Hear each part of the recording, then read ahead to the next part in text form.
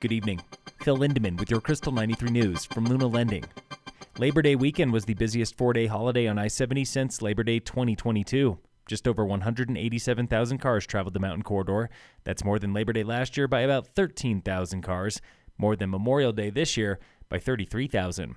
Looking back on summer, 1.69 million vehicles traveled the corridors weekends only, Memorial Day through Labor Day. That's busier than last year, but slower than 2022. Summer this year did hit a high mark in mid-July with the busiest 3 days in 5 years at the tunnels. It was one of the top 10 busiest of all time on the corridor. Breck's Quandary Peak has reclaimed its title as the busiest 14er in Colorado. Last year, 10% of all 14er hikers went to Quandary. That's an estimated 27,000 people. This was a big rebound after losing 5,000 hikers the previous year. Alma's DeCalibron Loop lost more than 17,000 hikers last year when access was closed for 6 months. Straddling the Summit-Clear Creek County line, Grays and Torreys combined for 25,000 hikers. That's busiest in the state behind Quandary and Mount Bierstadt. Those numbers come from Colorado 14ers Initiative.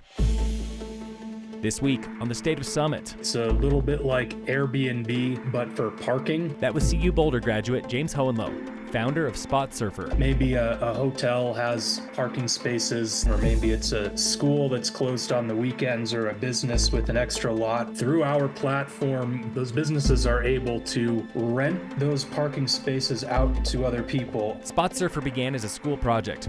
It was unique enough to get off the ground, but the first app was a mess. We were not very happy with the quality of the work that they did and the speed at which they did it. Potential clients, they saw this too. They told Hohenlohe, "Come back to us when your technology is ready." So he blew it up from the inside out, hiring a new developer and building Spot Surfer 2.0. Some of those resorts and companies that told us last year, hey, wait until your technology's up to par, we're moving forward and signing contracts with them for this coming year. That list includes Town of Vail. The town is using Spot Surfer to complement its own 2 parking structures this ski season. It hasn't all been easy, but man, we're in a lot better spot than we were this time last year. The updated Spot Surfer app launches later this year. The website, it's live now and taking reservations. Tune in again next week for the State of Summit on Krystal 93.